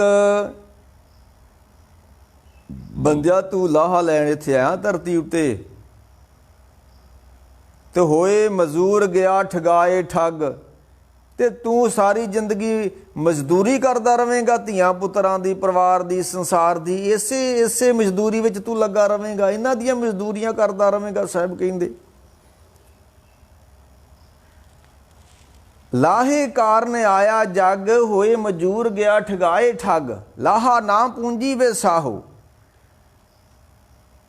ਹਾਂ, ਇੱਕੋ ਇੱਕ ਲਾਹਾ ਹੈ ਰੱਬ ਦੇ ਨਾਮ ਦਾ। ਮਹਾਰਾਜ ਕਹਿੰਦੇ ਸੱਚੇ ਪਾਤਸ਼ਾਹ ਗੁਰੂ ਨਾਨਕ ਸਾਹਿਬ ਕਹਿੰਦੇ ਨੇ ਕਿਉਂ ਨਾਮ ਵਿਹੂਣਾ ਮੁਕਤ ਕਿਵ ਹੋਵੇ। ਰੱਬ ਦੇ ਨਾਮ ਤੋਂ ਬਿਨਾਂ ਕਿਸੇ ਨੂੰ ਮੁਕਤੀ ਨਹੀਂ ਮਿਲਦੀ। ਮਹਾਰਾਜ ਕਹਿੰਦੇ ਨੇ ਤੇ ਜਿਹੜਾ ਮਹਾਰਾਜ ਕਹਿੰਦੇ ਅੰਮ੍ਰਿਤ ਵੇਲੇ ਉੱਠ ਕੇ ਫਿਰ ਆਪਣੇ ਮਨ ਨੂੰ ਖੋਜਦੇ ਨੇ, ਅੰਦਰੋਂ ਲੱਭਦੇ ਨੇ, ਤੇ ਫਿਰ ਕੀ ਲੱਭਦਾ ਹੈ? ਖੋਜਤ ਖੋਜਤ ਅੰਮ੍ਰਿਤ ਪੀਆ, ਖੋਜਤ ਖੋਜਤ ਅੰਮ੍ਰਿਤ ਪੀਆ। ਜੇ ਤੂੰ ਮਨ ਨੂੰ ਖੋਜੇਗਾ ਨਾ ਤੇ ਖੋਜ ਕੇ ਜਦੋਂ ਮਨ ਦੇ ਵਿੱਚੋਂ ਵਿਕਾਰਾਂ ਨੂੰ ਇੱਕ ਪਾਸੇ ਕੱਢ ਦੇਗਾ ਤੇ ਤੇਰੇ ਅੰਦਰੋਂ ਅੰਮ੍ਰਿਤ ਮਿਲ ਜਾਣਾ ਤੈਨੂੰ। ਤੇ ਖਿਮਾ ਗਹੀ, ਹੁਣ ਤੇ ਤੇਰੇ ਕੋ ਧੀਰਜ ਨਾਮ ਦੀ ਕੋਈ ਚੀਜ਼ ਨਹੀਂ ਨਾ, ਤੇ ਤੇਰੇ ਕੋ ਧੀਰਜ ਰੂਪੀ ਖਜ਼ਾਨਾ ਆ ਜਾਏਗਾ।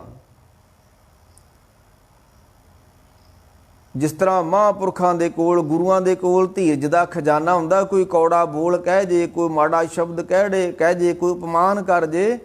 ਇੱਥੇ ਜਦੋਂ ਗੁਰੂ ਸਾਹਿਬਾਂ ਨੂੰ ਲੱਤਾਂ ਵੱਜੀਆਂ, ਖਡੂਰ ਸਾਹਿਬ ਦਾ ਅਪਮਾਨ ਹੋਇਆ, ਗੁਰੂ ਅਮਰਦਾਸ ਨੂੰ ਲੱਤ ਵੱਜੀ ਆ, ਉਹਨਾਂ ਨੇ ਬੁਰਾ ਨਹੀਂ ਮਨਾਇਆ। ਕਿਉਂ? ਉਹਨਾਂ ਕੋਲ ਖਿਮਾ ਸੀ। ਮੈਂ ਐਤਵਾਰ ਵੀ ਇੱਕ ਸਾਖੀ ਸੁਣਾਈ ਸੀ ਵੀ ਕੋਈ ਮਹਾਂਪੁਰਖ ਸੀ, ਅੰਗਰੇਜ਼ੀ ਰਾਜ ਵੇਲੇ ਦੀ ਗੱਲ ਆ, ਤੋਂ 100 ਸਾਲ ਪਹਿਲਾਂ। ਉਹ ਮਹਾਂਪੁਰਖਾਂ ਦੇ ਡੇਰੇ ਤੇ ਕੋਈ ਚੋਰੀ ਹੋ ਗਈ। ਉਹਨਾਂ ਦੇ ਕੋਈ ਪਤੀਲੇ ਪਤਾਲੇ ਚੁੱਕ ਕੇ ਲੈ ਗਏ, ਕੋਈ ਮੱਝਾਂ 2-4 ਗਾਈਆਂ ਖੋਲ ਕੇ ਲੈ ਗਏ। ਅੰਗਰੇਜ਼ੀ ਰਾਜ ਸੀ, ਤੇ ਜੇ ਹੁਣ ਵਾਲਾ ਰਾਜ ਹੁੰਦਾ ਫਿਰ ਤੇ ਚੋਰ ਲੱਭਣਾ ਨਹੀਂ ਸੀ, ਕਿਉਂਕਿ ਹੁਣ ਤੇ ਚੋਰੀ ਥਾਣੇਦਾਰ ਨੇ ਕਰਾਉਣੀ ਆ। ਤੇ ਜਦੋਂ ਚੋਰੀ ਥਾਣੇਦਾਰ ਕਰਾਊਗਾ ਤੇ ਫਿਰ ਚੋਰ ਕਿੱਥੋਂ ਲੱਭ ਜਾਊਗਾ। ਕਿਸੇ ਨੇ ਲਿਖੀਆਂ ਸੀ ਗੱਲਾਂ ਦੋ ਵੀ ਰਾਜ ਹੋਵਾ ਕੂੜ ਦਾ, ਪਰਜਾ ਹੋਈ ਮੋਨ। ਡਰਦੇ ਨੇ ਲੋਕੀ ਰਾਜ ਤੋਂ, ਇਹਨਾਂ ਨੇ ਡੰਡੇ ਬੜੇ ਰੱਖੇ ਨੇ। ਜੋ ਰਾਜਿਆਂ ਦੇ ਡੰਡੇ ਰੱਖੇ ਨੇ, ਸਾਡੇ ਸਿੱਖਾਂ ਨੇ ਵੀ ਡੰਡੇ ਰੱਖ ਲਏ ਨੇ। ਰਾਜ ਹੋਵਾ ਕੂੜ ਦਾ, ਪਰਜਾ ਹੋਈ ਮੋਨ। ਥਾਣੇਦਾਰ ਚੋਰ ਹੈ, ਚੋਰੀ ਥਾਣੇਦਾਰ ਨੇ ਕਰਾਈ ਹੈ, ਤੇ ਰਪਟ ਲਿਖਾਵੇ ਕੌਣ? ਉਹਦੇ ਰਪਟ ਕੌਣ ਲਿਖੂਗਾ? ਜਦ ਚੋਰ ਨੂੰ ਕਿਹਾ ਕਿਸੇ ਥਾਣੇਦਾਰ ਨੇ ਵੀ ਮੇਰੇ ਘਰ ਮੱਝ ਹੈ ਨਹੀਂ ਤੇ ਮੱਝ ਭੇਜ, ਤੇ ਚੋਰ ਨੇ 2 ਮੱਝਾਂ ਚੋਰੀ ਕਰ ਲਈਆਂ। ਇੱਕ ਆਪਣੇ ਘਰ ਬੰਨ ਲਈ, ਇੱਕ ਥਾਣੇਦਾਰ ਦੇ ਘਰ ਬੰਨ ਆਇਆ। ਤੇ ਜਿਹਦੀਆਂ ਮੱਝਾਂ ਚੋਰੀ ਹੋਈਆਂ ਸੀ ਉਹ ਰਪਟ ਲਿਖਾਉਣ ਚਲ ਗਿਆ ਥਾਣੇ। ਤੇ ਥਾਣੇਦਾਰ ਕਹਿੰਦਾ ਮੈਂ ਰਪਟ ਕਿਵੇਂ ਲਿਖਾਂ? ਪਹਿਲੋਂ ਰਸੀਦ ਲਿਆ, ਤੂੰ ਮੱਝਾਂ ਕਿੱਥੋਂ ਲਿਆਂਦੀਆਂ ਸੀ? ਚੋਰ ਥੋੜਾ ਰਪਟਾਂ ਲਿਖਦੇ ਹੁੰਦੇ। ਨਾ ਨਾ ਨਾ ਨਾ ਨਾ ਨਾ। ਮਹਾਰਾਜ ਕਹਿੰਦੇ ਆ ਵੀ ਖੋਜਤ ਖੋਜਤ ਅੰਮ੍ਰਿਤ ਪੀਆ, ਖਿਮਾ ਗਈ। ਮੈਂ ਕਹਿ ਰਿਹਾ ਸੀ ਕਿ ਮਹਾਂਪੁਰਖ ਸੀ ਕੋਈ, ਤੇ ਉਹਨਾਂ ਦੇ ਅਸਥਾਨ ਤੇ ਚੋਰੀ ਹੋ ਗਈ ਅੱਜ ਤੋਂ 100 ਸਾਲ ਪਹਿਲਾਂ। ਤੇ ਪੁਲਿਸ ਨੇ ਉਹ ਚੋਰ ਲੱਭ ਲਏ। ਅੰਗਰੇਜ਼ੀ ਰਾਜ ਸੀ, ਹੁਣ ਤੇ ਲੱਭਦੇ ਨਹੀਂ ਹੈ, ਕਿਉਂਕਿ ਚੋਰੀ ਥਾਣੇਦਾਰਾਂ ਹੀ ਹੋਈ ਹੁੰਦੀ ਹੈ। ਉਹ ਚੋਰਾਂ ਨੂੰ ਫੜ ਕੇ ਪੁਲਿਸ ਮਹਾਂਪੁਰਖਾਂ ਕੋਲ ਲੈ ਆਈ ਤੇ ਕਹਿਣ ਲੱਗੇ, ਮਹਾਂਪੁਰਖੋ ਆ ਤੁਹਾਡਾ ਸਮਾਨ ਤੇ ਆ ਤੁਹਾਡੇ ਚੋਰ ਨੇ, ਤੇ ਜੋ ਸਜ਼ਾ ਦੇਣੀ ਤੁਸੀਂ ਦਿਓ। ਤੇ ਜੇ ਮਹਾਂਪੁਰਖ ਵੀ ਕੋਈ ਸਜ਼ਾ ਦੇਵੇ ਫਿਰ ਉਹ ਮਹਾਂਪੁਰਖ ਨਹੀਂ ਹੈ।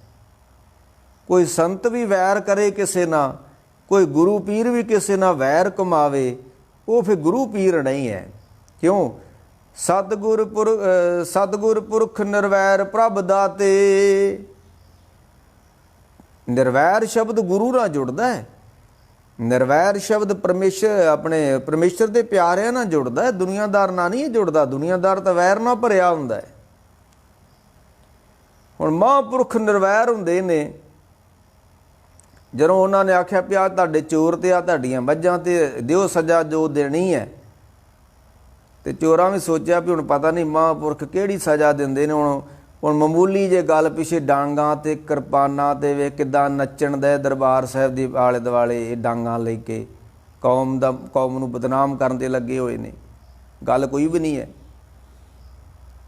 ਪਹਿਲੋਂ ਉਹਨਾਂ ਦੀ ਲਿਖਤ ਵਿੱਚ 400 ਸਰੂਪ ਵੱਧ ਗਿਆ ਸੀ, ਹੁਣ ਘਟ ਗਿਆ ਵਾ। ਇਹ ਲਿਖਤ ਵਿੱਚ ਹੀ ਵਾਧਾ ਘਾਟਾ ਹੋਇਆ, ਕਿਤੇ ਨਹੀਂ ਗਏ ਸਰੂਪ। ਧੀਰਜ ਤੋਂ ਕੰਮ ਲੈਣਾ ਚਾਹੀਦਾ ਨਾ ਲੋਕਾਂ ਨੂੰ। ਉਹ ਜਦੋਂ ਮਹਾਂਪੁਰਖਾਂ ਨੂੰ ਆਖਿਆ ਵੀ ਆ ਤੁਹਾਡੇ ਚੋਰ ਤੇ ਮੱਝਾਂ ਤੇ ਦਿਓ ਸਜ਼ਾਵਾਂ, ਮਹਾਂਪੁਰਖ ਅੰਦਰ ਗਏ। 3 ਚੋਰ ਸੀ ਤੇ 3 ਸਰੋਪੇ ਲਿਆਣ ਕੇ ਮਹਾਂਪੁਰਖਾਂ ਦੇ ਗਲ 'ਚ ਚੋਰਾਂ ਦੇ ਗਲ 'ਚ ਪਾ ਤੇ ਮਹਾਂਪੁਰਖਾਂ ਨੇ ਆਖਿਆ ਵੀ ਗਾਂ ਤੋਂ ਚੋਰੀ ਨਹੀਂ ਕਰਨੀ, ਇਹ ਮਾੜੀ ਚੀਜ਼ ਹੈ। ਕਿਰਤ ਕਰਕੇ ਰੋਟੀ ਖਾਓ, ਚੋਰੀ ਨਹੀਂ ਕਰਨੀ, ਘਰਾਂ ਨੂੰ ਜਾਓ ਹੁਣ ਤੁਸੀਂ। ਤੇ ਉਹ ਚੋਰ ਮਹਾਂਪੁਰਖਾਂ ਦੇ ਚਰਨੀ ਢੱਠ ਗਏ, ਕਹਿਣ ਲੱਗੇ, ਨਹੀਂ ਮਹਾਂਪੁਰਖੋ, ਹੁਣ ਤੁਹਾਡੇ ਕੋਲ ਰਹਿ ਕੇ ਸੇਵਾ ਸਿਮਰਨ ਕਰਨੀ ਅਸੀਂ। ਇਹ ਹੁੰਦਾ ਮਹਾਂਪੁਰਖਾਂ ਦਾ, ਕਿਸੇ ਚੋਰ ਨੂੰ ਵੀ ਸਾਧ ਬਣਾ ਦੇਣਾ। ਤੇ ਇੱਥੇ ਸਾਧਾਂ ਨੂੰ ਵੀ ਇਹ ਚੋਰ ਬਣਾਉਣ ਤੇ ਲੱਗੇ ਹੋਏ ਨੇ। ਡਾਂਗ ਮਹਿਕਮਾ ਸਾਡਾ ਜਿਹੜਾ, ਇਹ ਸਾਧਾਂ ਨੂੰ ਵੀ ਚੋਰ ਬਣਾਉਣ ਤੇ ਲੱਗਾ ਹੋਇਆ, ਡਾਂਗ ਮਹਿਕਮਾ ਸਾਡਾ। ਤੇ ਮਹਾਰਾਜ ਕਹਿੰਦੇ ਨੇ, ਖੋਜਤ ਅੰਮ੍ਰਿਤ ਪੀਆ। ਜੇ ਤੂੰ ਆਪਣੇ ਅੰਮ੍ਰਿਤ ਵੇਲੇ ਮਨ ਨੂੰ ਖੋਜੇਗਾ ਨਾ, ਤੇ ਖੋਜਣਾ ਕੀ ਆ? ਬਸ ਰੱਬ ਗੁਰੂ ਨੂੰ ਜਪਣਾ ਹੀ ਖੋਜਣਾ ਹੈ। ਗੁਰ ਕਰਤ ਮਨ ਲੋਰੋ। ਅਗਰ ਤੁਸੀਂ ਗੁਰੂ ਕਰ ਰਹੇ ਹੋ, ਵਾਹਿਗੁਰੂ ਕਰ ਰਹੇ ਹੋ, ਮਨ ਦੀ ਖੋਜ ਕਰ ਰਹੇ ਹੋ, ਰੱਬ ਦੀ ਖੋਜ ਨਹੀਂ ਹੈ। ਜਿਹਨੇ ਖੋਜ ਸ਼ਬਦ ਮੇਲੇ, ਅਗਰ ਕੋਈ ਰੱਬ ਨੂੰ ਜਪ ਰਿਹਾ ਤੇ ਰੱਬ ਦੀ ਖੋਜ ਨਹੀਂ ਹੈ, ਇਹ ਮਨ ਦੀ ਖੋਜ ਹੈ। ਤੇ ਮਨ ਦੀ ਖੋਜ ਵਿੱਚੋਂ ਰੱਬ ਮਿਲਣਾ ਹੈ, ਮਨ ਦੀ ਖੋਜ ਵਿੱਚੋਂ ਸੱਚ ਮਿਲਣਾ ਹੈ। ਤੇ ਮਹਾਰਾਜ ਕਹਿੰਦੇ, ਖੋਜਤ ਅੰਮ੍ਰਿਤ ਪੀਆ। ਤੇ ਜਦੋਂ ਤੈਨੂੰ ਖੋਜ ਕਰੇਗਾ, ਤੈਨੂੰ ਅੰਮ੍ਰਿਤ ਦਾ ਸਰੋਵਰ ਮਿਲਣਾ ਸਰੀਰ ਦੇ ਅੰਦਰੋਂ। ਤੇ ਜਦੋਂ ਤੂੰ ਉਹਨੂੰ ਪੀਵੇਂਗਾ ਨਾ, ਖਿਮਾ ਗਹੀ ਮਨ ਸਤਗੁਰ ਦੀਆ। ਤੇਰੇ ਕੋ ਧੀਰਜ ਹੋ ਗਿਆ, ਤੇਰੇ ਕੋ ਕਾਲ ਨਹੀਂ ਹੋਏਗਾ। ਕੁਛ ਵੀ ਹੋ ਜੇ ਗੁਰੂਆਂ ਨੂੰ ਕੋਈ ਮਾੜਾ ਕਹਿ ਕੇ ਤੁਰ ਗਿਆ, ਗੁਰੂਆਂ ਨੇ ਉਧਰ ਅੱਖ ਨਹੀਂ ਕੀਤੀ, ਧੀਰਜ ਸੀ ਨਾ ਉਹਨਾਂ ਦੇ ਕੋਲ। ਤੋ ਮਹਾਰਾਜ ਨੇ ਅਗਲਾ ਬਚਨ ਕੀਤਾ ਵੀ ਜੇ ਤੂੰ ਇਸ ਮਨ ਨੂੰ ਨਹੀਂ ਨਾ ਖੋਜੇਗਾ, ਤੇ ਚੰਚਲ ਚੀਤ ਨ ਰਹੀ ਠਾਏ, ਚੋਰੀ ਮਿਰਗ ਅੰਗੂਰੀ ਖਾਏ। ਇਹਦੇ ਵਿੱਚ ਬਹੁਤ ਚੰਚਲਤਾ ਹੀ ਭਰੀ ਹੋਈ। ਜਿਹੜਾ ਸਾਡਾ ਮਨ ਵਾ ਨਾ, ਇਹ ਚੰਚਲ ਆ। ਇਹ ਕਦੀ ਐ ਨੂੰ ਵੇਂਦਾ, ਕਦੀ ਉਹ ਨੂੰ ਵੇਂਦਾ, ਕਦੀ ਇੱਧਰ ਭੱਜ ਜਾਂਦਾ, ਕਦੀ ਉੱਧਰ ਭੱਜ ਜਾਂਦਾ, ਨਾਲ ਸਰੀਰ ਨੂੰ ਵੀ ਭਜਾਈ ਜਾਂਦਾ। ਮਹਾਰਾਜ ਕਹਿੰਦੇ, ਚੰਚਲ ਚੀਤ ਨ ਰਹੀ ਠਾਏ। ਇਹ ਇੱਕ ਥਾਂ ਤੇ ਟਿਕਿਆ ਨਹੀਂ ਰਹਿੰਦਾ ਚਿੱਤ ਸਾਡਾ। ਕਿਉਂ? ਇਹਦੇ ਵਿੱਚ ਚੰਚਲਤਾ ਹੀ ਹੈ। ਤੇ ਚੋਰੀ ਮਿਰਗ ਅੰਗੂਰੀ ਖਾਏ। ਇਹ ਚੋਰੀ ਵਿਸ਼ੇ ਵਿਕਾਰਾਂ ਨੂੰ ਭੋਗੀ ਜਾਂਦਾ, ਬੰਦੇ ਨੂੰ ਪਤਾ ਨਹੀਂ ਲੱਗਦਾ। ਤੇ ਮਾਰ ਅਗਲਾ ਬਚਨ ਸੀ ਵੀ ਇਹ ਸੰਸਾਰ ਦੇ ਉੱਤੇ ਜਿੰਨੇ ਵੀ ਵਿਅਕਤੀ ਹਨ, ਮੈਂ ਸੰਖੇਪ ਜਿਹਾ ਕਰ ਰਿਹਾ, ਦੱਖਣੀ ਓਂਕਾਰ ਦਾ, ਫਿਰ ਆਉਣ ਵਾਲੇ ਸਮੇਂ 'ਚ ਇਹਨਾਂ ਦਾ ਵਿਸਥਾਰ ਕਰਾਂਗੇ। ਮਾਰ ਨੇ ਬਚਨ ਕੀਤਾ ਇਹਦੇ ਵਿੱਚ ਵੀ ਚਿੰਤਤ ਹੀ ਦੀਸੇ ਸਭ ਕੋਏ। ਦੁਨੀਆ ਜਿੰਨੀ ਵੀ ਆ ਸਾਰੀ ਚਿੰਤਾ ਜੀ ਫਸੀ ਹੋਈ ਹੈ। ਹਾਂ, ਇੱਕੋ ਇੱਕ ਤਰੀਕਾ ਮਹਾਰਾਜ ਨੇ ਕਿਹਾ ਵੀ ਚੇਤੇ ਏਕ ਤਹੀਂ ਸੁਖ ਹੋਏ। ਜੇ ਤੂੰ ਬੰਦਿਆ ਇੱਕ ਨੂੰ ਚੇਤੇ ਕਰੇਗਾ ਨਾ, ਤੂੰ ਇੱਕ ਨਾਲ ਜੁੜ ਜਾਏਗਾ ਨਾ, ਤੇ ਤੂੰ ਚਿੰਤਾ ਤੋਂ ਬਚ ਜਾਵੇਂਗਾ। ਤੇ ਅਖੀਰ ਤੇ ਚੱਲ ਕੇ ਮਹਾਰਾਜ ਨੇ ਜਿਹੜਾ ਕਿਹਾ ਸੀ ਨਾ, ਪਹਿਲਾਂ ਸ਼ੁਰੂਆਤ 'ਚ ਕਿਹਾ ਸੀ, ਪਾਂਡੇ ਕਿਆ ਲਿਖੋ ਸੁਣ ਪਾਂਡੇ ਕਿਆ ਲਿਖੋ ਜੰਜਾਲਾ, ਲਿਖ ਰਾਮ ਨਾਮ। ਤੂੰ ਕੀ ਲਿਖ ਰਿਹਾ ਹੈ? ਅੱਜ ਸਗਨ ਹੈ, ਅਪਸਗਨ ਹੈ, ਸੌਣ ਹੈ, ਮੱਸਿਆ ਵਾ, ਸੰਗਰਾਂਦ ਵਾ, ਤੂੰ ਕੀ ਲਿਖ ਰਿਹਾ ਪਾਂਡੇ? ਲਿਖ ਰਾਮ ਨਾਮ, ਲਿਖ ਨਾਮ ਸਲਾਹ ਲਿਖ, ਲਿਖ ਅੰਤ ਨਾ ਪਾਰਾਵਾਰ। ਅਖੀਰ ਤੇ ਚੱਲ ਕੇ ਇਸੇ ਬਾਣੀ 'ਚ ਮਹਾਰਾਜ ਨੇ ਕਿਹਾ ਵੀ ਪਾਂਡਾ ਗੁਰਮੁਖ ਆਖੀਏ ਚਾਟੜਿਆ ਮਤ ਦੇ, ਨਾਮ ਸੰਭਾਲੇ ਨਾਮ ਸੰਗ੍ਰਹਿ ਲਾਹਾ ਜਗ ਮੇਲੇ। ਸੱਚੀ ਪੱਟੀ ਸੱਚ ਮਨ ਪੜ੍ਹੀਏ ਸ਼ਬਦ ਸੁਸਾਰ, ਸੋ ਪੰਡਤ ਸੋ ਪੜ੍ਹਿਆ, ਸੋ ਪੰਡਤ ਸੋ ਬੀਨਾ, ਜਿਸ ਰਾਮ ਨਾਮ ਗਲ ਹਾਰ। ਮਹਾਰਾਜ ਕਹਿੰਦੇ ਤੂੰ ਰੱਬ ਦੇ ਨਾਮ ਦਾ ਹਾਰ ਆਪਣੇ ਗਲ ਵਿੱਚ ਪਾ, ਤੂੰ ਰੱਬ ਦੇ ਨਾਮ ਨੂੰ ਸਲਾਹ, ਰੱਬ ਦੇ ਨਾਮ ਨੂੰ ਜਪ, ਧਰਮ ਨੂੰ ਕਮਾ। ਤੇ ਧਰਮ ਘਰ ਬੈਠਿਆ ਨਹੀਂ ਉਹ ਕਮਾਇਆ ਜਾਣਾ, ਇੱਕ ਖਿਆਲ ਰੱਖ ਲਈ। ਤੱਦੇ ਧਰਮ, ਇਸੇ ਬਾਣੀ ਦੀ ਇੱਕ ਪੌੜੀ ਆ, ਤੱਦੇ ਧਰਮ ਧਰੇ ਧਰਮਾਪੁਰ। ਤੂੰ ਉਹਨਾਂ ਵਿਅਕਤੀਆਂ ਨੂੰ ਮਿਲ ਜਿਨ੍ਹਾਂ ਨੇ ਧਰਮ ਕਮਾਇਆ, ਤੂੰ ਧਰਮ ਸਥਾਨ ਤੇ ਜਾ ਕੇ ਧਰਮ ਕਮਾ। ਤੱਦੇ ਧਰਮ ਧਰੇ ਧਰਮਾਪੁਰ, ਗੁਣਕਾਰੀ ਮਨ ਧੀਰਾ। ਜੇ ਤੂੰ ਧਰਮਸ਼ਾਲਾ ਵਿੱਚ ਬੈਠ ਕੇ ਉਹਨਾਂ ਪਿਆਰਿਆਂ ਦੇ ਨਾਲ ਜਪੇਗਾ ਜਿਹੜੇ ਜਪਦੇ ਨੇ, ਫਿਰ ਤੇਰੇ ਕੋਲ ਦੋ ਚੀਜ਼ਾਂ ਹੋਣਗੀਆਂ। ਗੁਣਕਾਰੀ, ਤੂੰ ਗੁਣਾਂ ਦਾ ਖਜ਼ਾਨਾ ਹੋ ਜਾਏਗਾ। ਮਨ ਧੀਰਾ, ਤੇਰਾ ਮਨ ਧੀਰਜ ਹੋ ਜਾਏਗਾ, ਧੀਰਜਵਾਨ ਹੋ ਜਾਏਗਾ, ਕਾਲ ਨਹੀਂ ਕਰੇਗਾ, ਕਾਲਾ ਨਹੀਂ ਪਵੇਗਾ। ਤੇ ਜੇ ਕੋਈ ਆਖਦੇ ਬਾਬਾ ਮੈਂ ਘਰ ਬੈਠਾ ਹੀ ਜਪਦਾ ਵਾਂ, ਮਾਰ ਕਹਿੰਦੇ ਮਾੜੀ ਗੱਲ ਨਹੀਂ, ਕੋਈ ਮਾੜੀ ਗੱਲ ਨਹੀਂ, ਤੂੰ ਬੈਠਦਾ ਤੇ ਜਪਦਾ ਤੇ ਜਪ ਕੋਈ ਵੱਡੀ ਗੱਲ ਨਹੀਂ ਹੈ। ਜਿੱਦਾਂ ਗੁਰੂ ਰਾਮਦਾਸ ਕਹਿੰਦੇ ਨੇ ਵੀ ਧੰਨ ਧੰਨ ਗੁਰਸਿੱਖ ਸੋ ਗੁਰਸਿੱਖ ਕਹੀਏ, ਜਿਹੜਾ ਮਹਾਰਾਜ ਦੇ ਬਚਨ ਆਉਂਦਾ ਵੀ ਧੰਨ ਧੰਨ ਭਾਗਤ ਨਾ ਗੁਰਮੁਖਾਂ ਜੋ ਹਰ ਨਾਮਾ ਹਰ ਮੁਖ ਕਹਤੇ ਆ। ਚੰਗੀ ਗੱਲ ਆ ਤੂੰ ਘਰ ਬੈਠਾ ਵਾ ਰੱਬ ਰੱਬ ਗੁਰੂ ਗੁਰੂ ਜਪਦਾ, ਮਾੜੀ ਗੱਲ ਨਹੀਂ ਹੈ। ਧੰਨ ਧੰਨ ਭਾਗਤ ਨਾ ਗੁਰਮੁਖਾਂ ਜੋ ਹਰ ਨਾਮਾ ਹਰ ਮੁਖ ਕਹਤੇ ਆ। ਧੰਨ ਧੰਨ ਭਾਗਤ ਨਾ ਸੰਤ ਜਨਾ ਜੋ ਹਰ ਜਸ ਸਰਵਣੀ ਸੁਣਤੇ ਆ। ਧੰਨ ਧੰਨ ਭਾਗਤ ਨਾ ਸਾਧ ਜਨਾ ਹਰ ਕੀਰਤਨ ਗਾਏ ਗੁਣੀ ਜਨ ਬਣਤੇ ਆ। ਕੋਈ ਕੀਰਤਨ ਕਰਕੇ ਰੱਬ ਨਾਲ ਜੁੜਿਆ, ਚੰਗੀ ਗੱਲ ਹੈ, ਗੁਣੀਵਾਨ ਹੋ ਗਿਆ, ਗੁਣਵਾਨ ਹੋ ਗਿਆ, ਚੰਗੀ ਬਾਤ ਹੈ।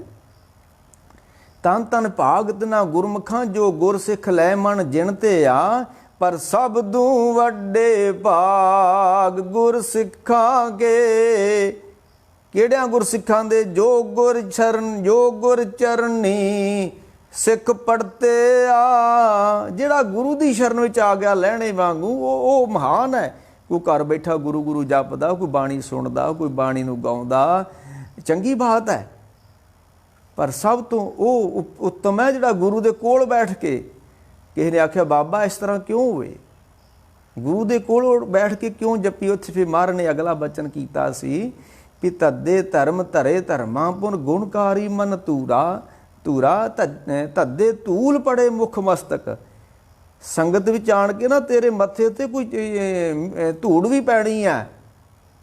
ਜਦੋਂ ਬਾਬਾ ਅਤਰ ਸਿੰਘ ਵਰਗੇ, ਬਾਬਾ ਈਸਰ ਸਿੰਘ ਵਰਗੇ ਮਹਾਂਪੁਰਖ ਜਿੱਥੇ ਬੈਠ ਕੇ ਜਪਦੇ ਹੋਣਗੇ, ਜਦੋਂ ਕੋਈ ਉੱਥੇ ਆਉਂਦਾ ਹੋਊਗਾ ਤੇ ਉਹ ਇਹਦੇ 'ਚ ਅਖੀਰ ਤੇ ਜਾ ਕੇ ਇੱਕ ਬਚਨ ਕੀਤਾ ਮਹਾਰਾਜ ਨੇ ਵੀ ਲੇਖ ਨਾ ਮਿਟਈ ਹੇ ਸਖੀ ਜੋ ਲਿਖਿਆ ਕਰਤਾਰ।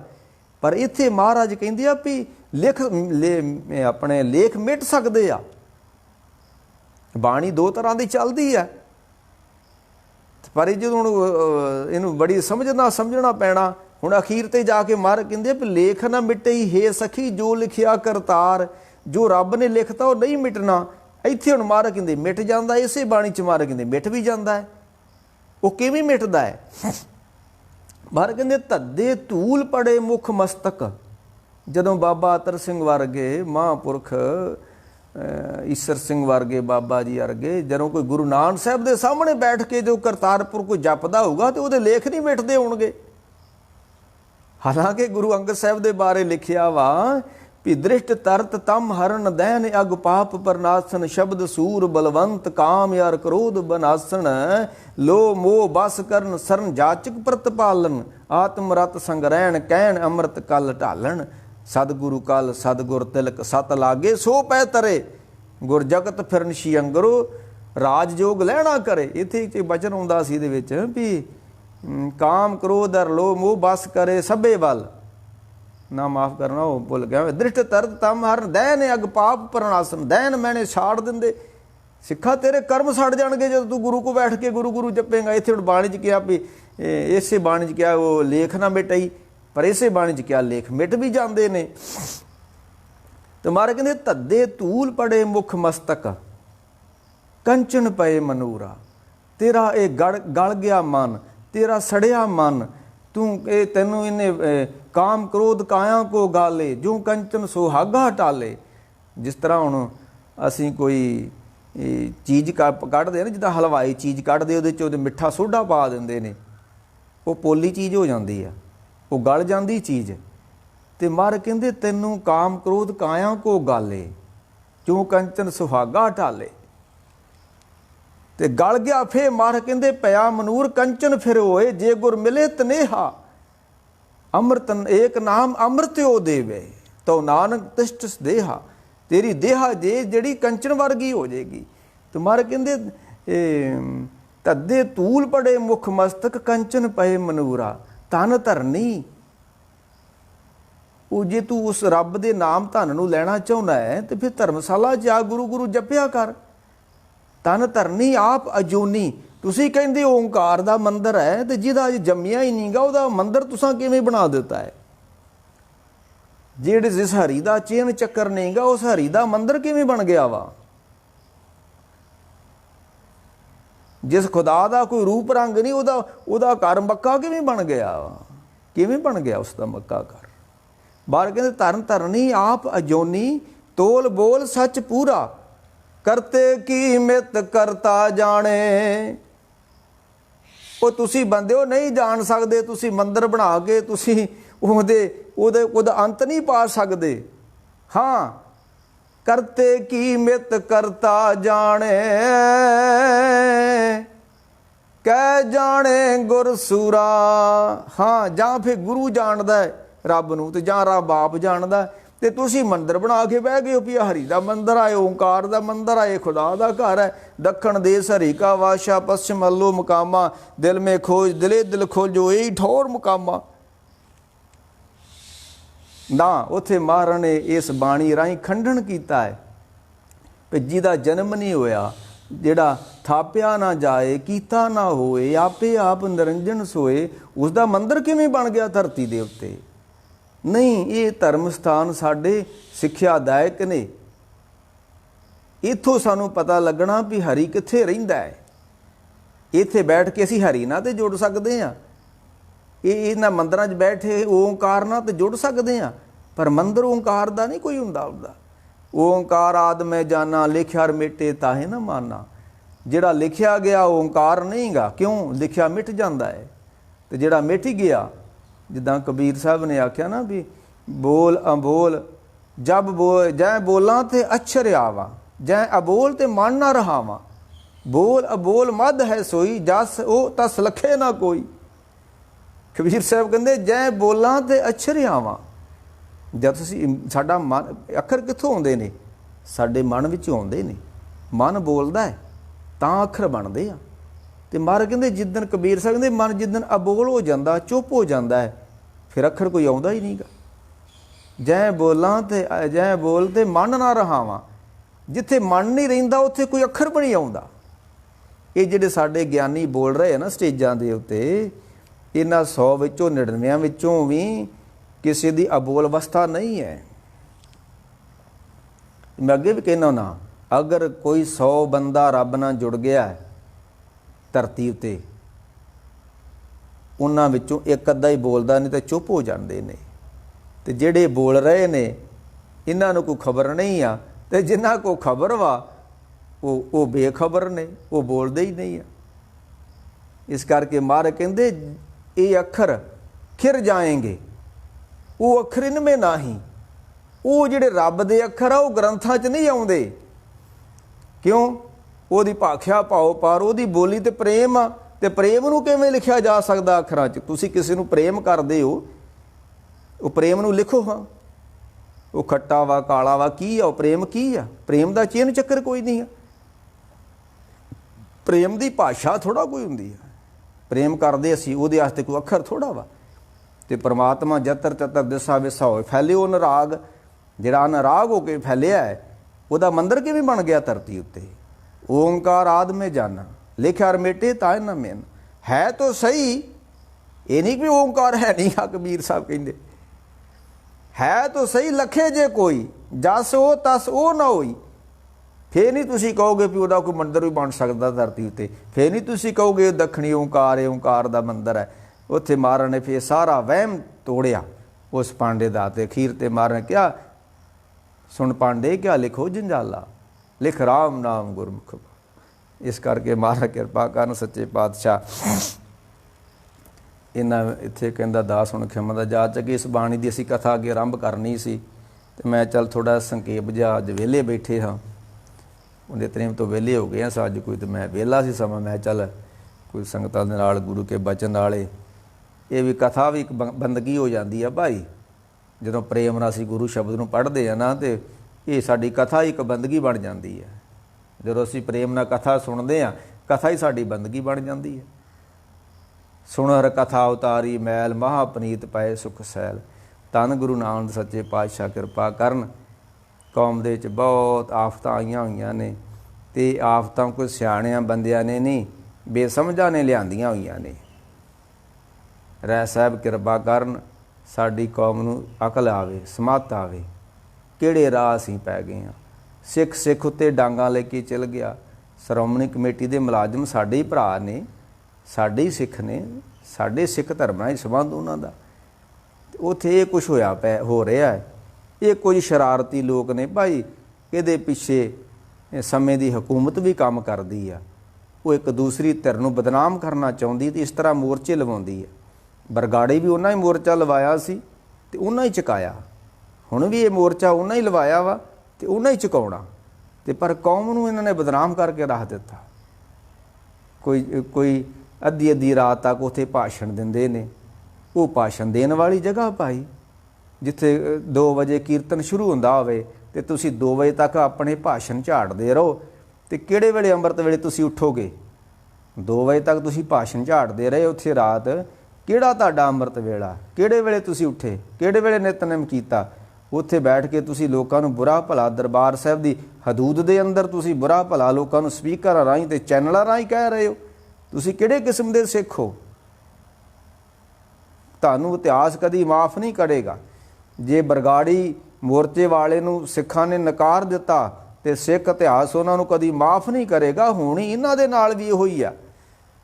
ਸਾਹਿਬ ਕਿਰਪਾ ਕਰਨ ਭਾਈ ਸੱਚੇ ਪਾਤਸ਼ਾਹ, ਧੰਨ ਗੁਰੂ ਨਾਨਕ ਦੇ ਸੱਚੇ ਪਾਤਸ਼ਾਹ। ਆਉਣ ਵਾਲੇ ਸਮੇਂ 'ਚ ਫਿਰ ਆਪਾਂ ਇਸ ਦੱਖਣੀ ਓਂਕਾਰ ਦੀ ਬਾਣੀ ਦੀ ਇੱਕ ਪੌੜੀ ਲੈ ਕੇ ਵਿਸਤਾਰ ਨਾਲ ਵਿਆਖਿਆ ਕਰਾਂਗੇ। ਧੰਨ ਗੁਰੂ ਨਾਨਕ ਸੱਚੇ ਪਾਤਸ਼ਾਹ ਰਹਿਮਤ ਕਰਨ ਜੀ। ਵਾਹਿਗੁਰੂ ਜੀ ਕਾ ਖਾਲਸਾ, ਵਾਹਿਗੁਰੂ ਜੀ ਕੀ ਫਤਿਹ।